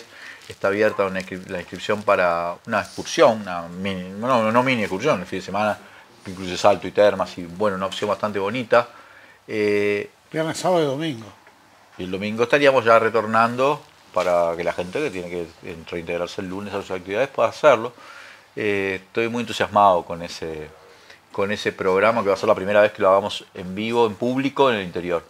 Y además le quiero recordar a la gente las excursiones. Algunos me han dicho, che, ¿no te dedicas a las excursiones? No, a mí me encantan lo de las excursiones y además creo que es una forma de hacer comunidad y de contribuir a un proyecto que ha funcionado muy bien y que además tenemos previsto una excursión extraordinaria para el 2024, en mayo, junio, esos como 16 noches creo que son, en el norte de España y de Portugal.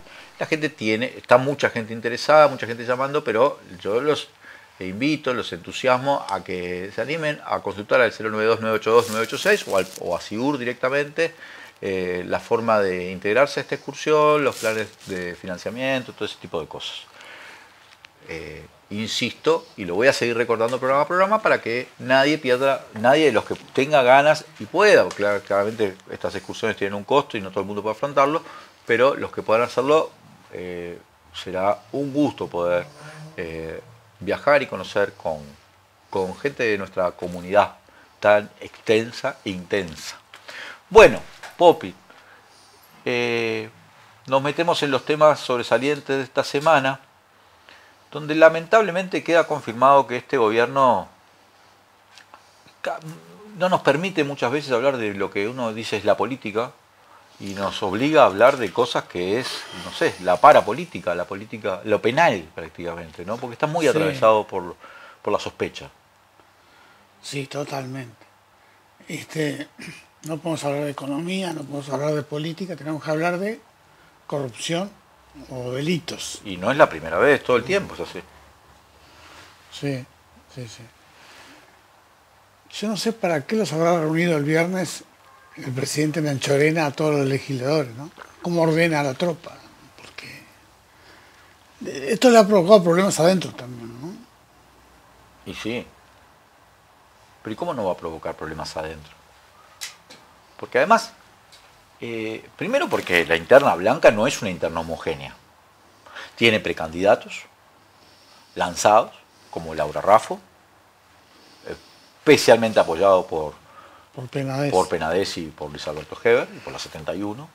O sea, el tronco de Luis Alberto Lacalle, Herrera, el tronco herrerista.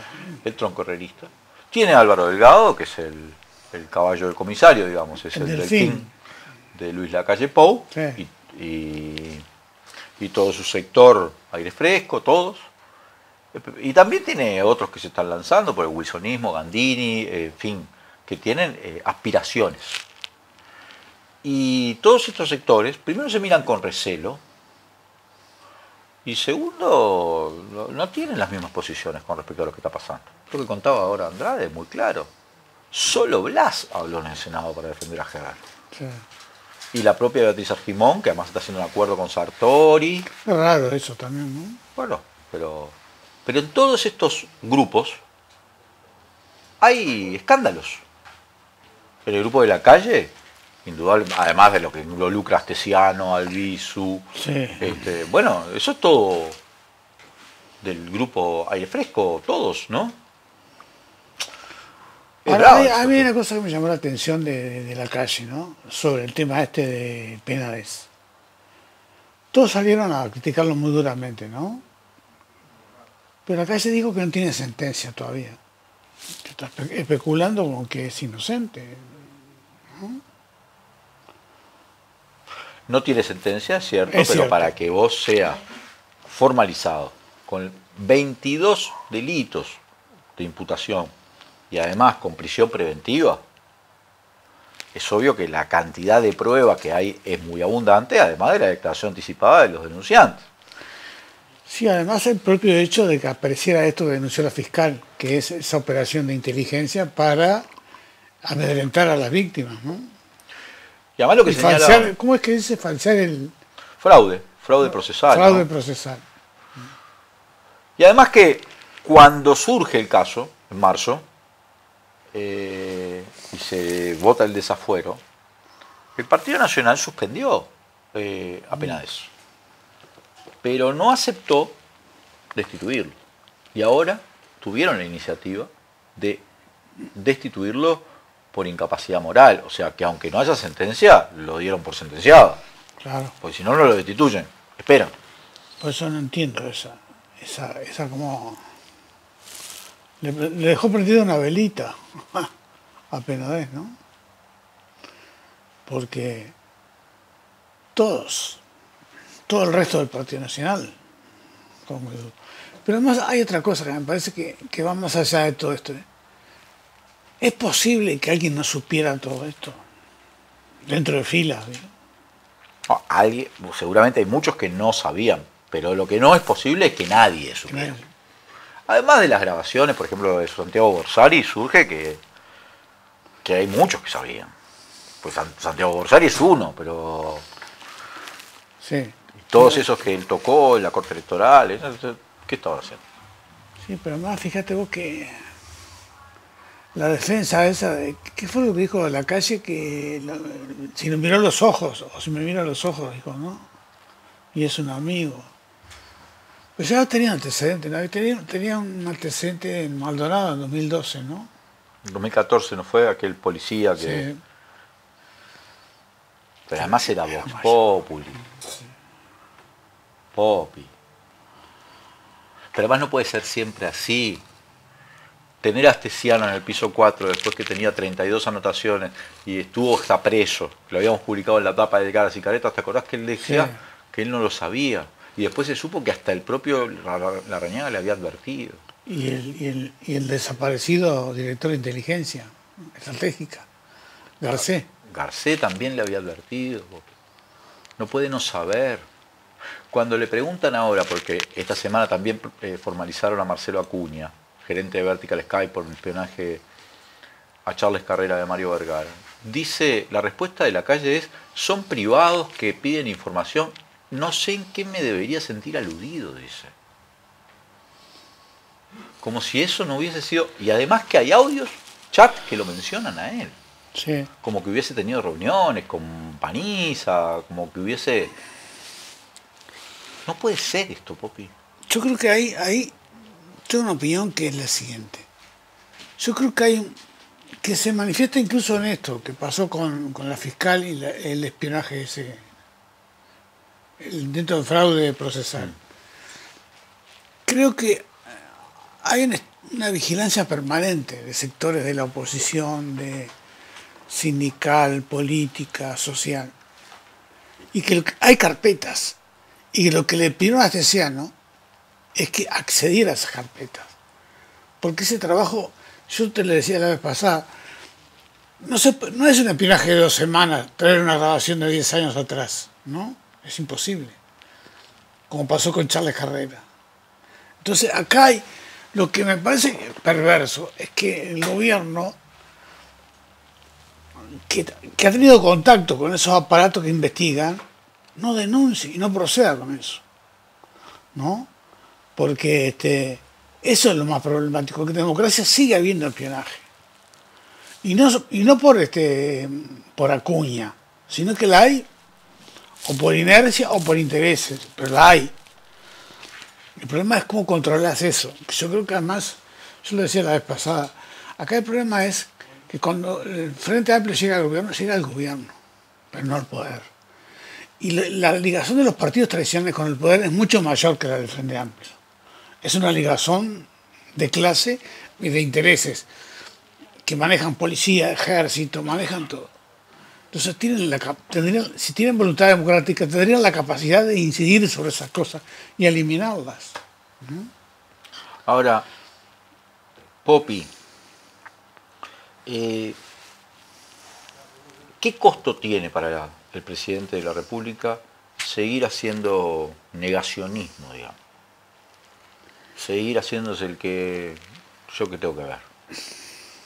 Y defender a Luis Alberto Heber cuando ya no lo defiende nadie, ni sus propios periodistas. Mirá cómo le salieron a pedir la renuncia hasta periodistas que han sido muy próximos a esta gestión, y militantes, casi como el caso de Ignacio Álvarez. Sí, también esta periodista que está en Madrid. Patricia Madrid, ¿no? Pero bueno, no podemos decir que ya se ha tenido una actitud No, tan... la de Nacho sí. Álvarez, sí. ¿Y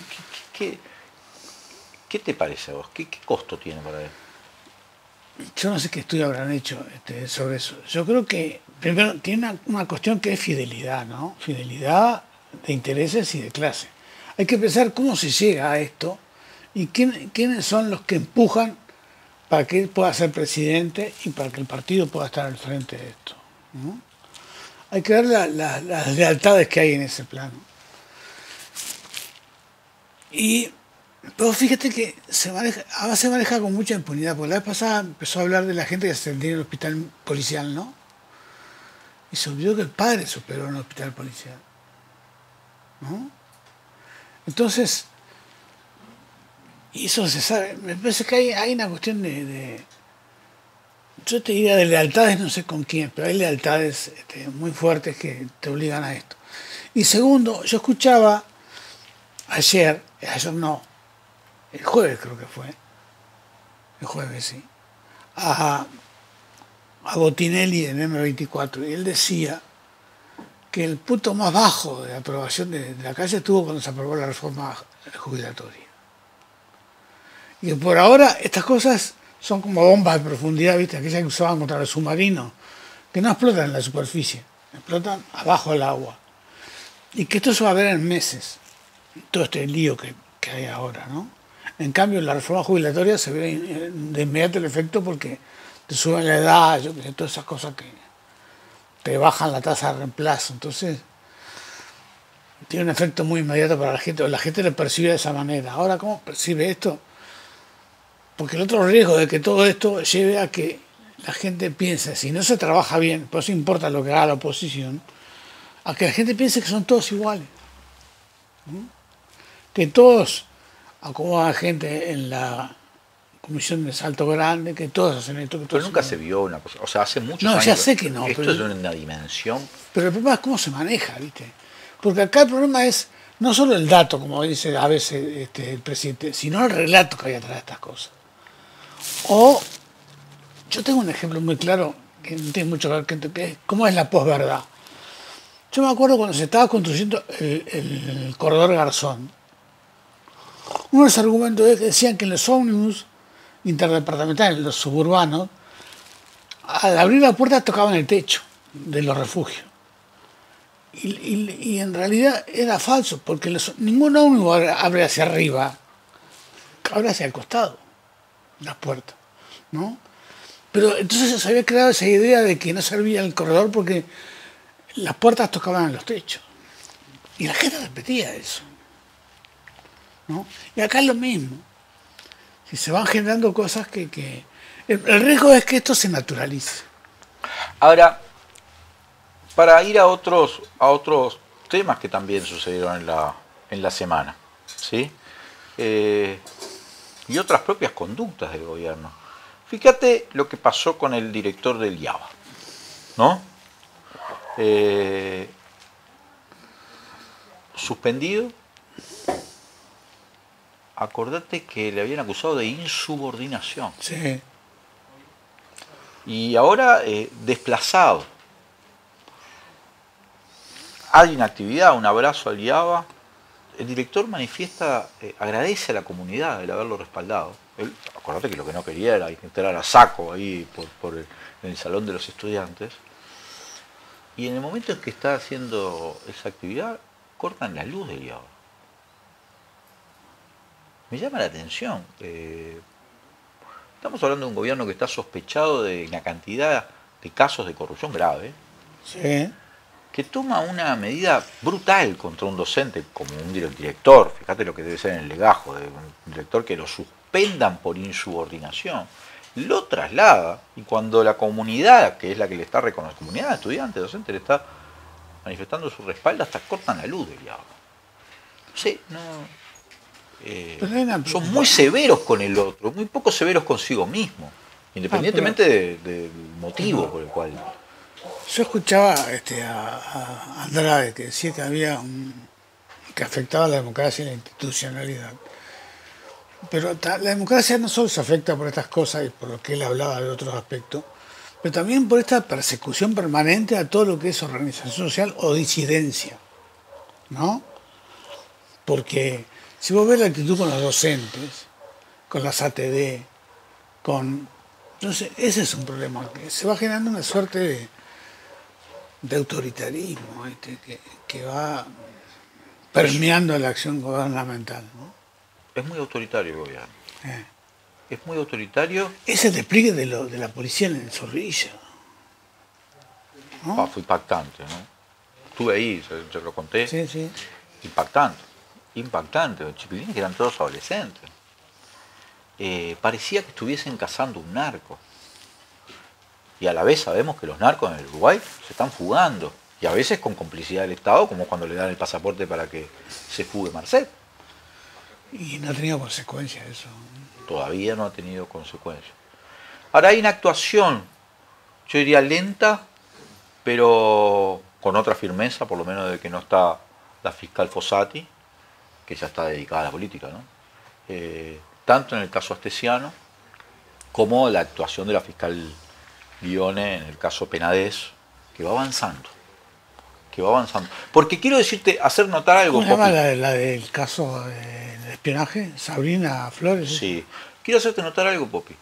Los mayores escándalos de este gobierno, Astesiano surge a partir de que se ordena la detención de Astesiano. Sí. Por parte de la Fiscalía. ¿Sí? El caso Marcet, que recordar cómo surge el caso Marcet, pero no fue por intervención del Frente Amplio, creo que fue una filtración, un trascendido en la prensa, ¿no? Yo creo que fue algún trabajo de alguna inteligencia. Ah, sí. No, eso lo de Astesiano. No, paraguayo no fue, ¿no? Bueno, le llegó en México, se supone, información, lo de Astesiano de los pasaportes falsos. Pero, el caso de Marcet, lo de Paraguay. Este caso de Penades surge a partir de la declaración de Romina Celeste, militante del Partido Nacional. No pueden decir que ha sido el Frente Amplio, que ninguno de estos tres, que son como esos grandes casos, que ha sido el Frente Amplio el que lo introdujo o el que forzó una investigación. En ningún caso. El caso, incluso los casos de corrupción en los ministerios. El caso del Ministerio de Turismo surge del partido, de un propio director del Partido Colorado. Sí. El caso de Irene Moreira surge de trascendidos en la prensa sobre las adjudicaciones de casas. No hay prácticamente en ningún caso. Esto sí podemos decir que hubo un pedido de informe por el caso de Salto Grande y lo del puerto. Pero todo el resto son... El Frente ha sido como espectador y después crítico. No ha sido la oposición la que metió Además, el hay tema. otra cosa que importa destacar, y vuelvo al caso Penades, es la mentira. Por ejemplo, de Heber, que dice que fue la propia policía que investigó.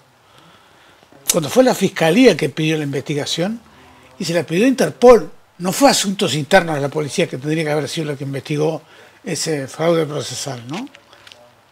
Fue la fiscalía que pidió que investigaran. Porque la fiscalía es la que pide que investiguen los teléfonos de Penades, ¿no? Y ahí salta todo.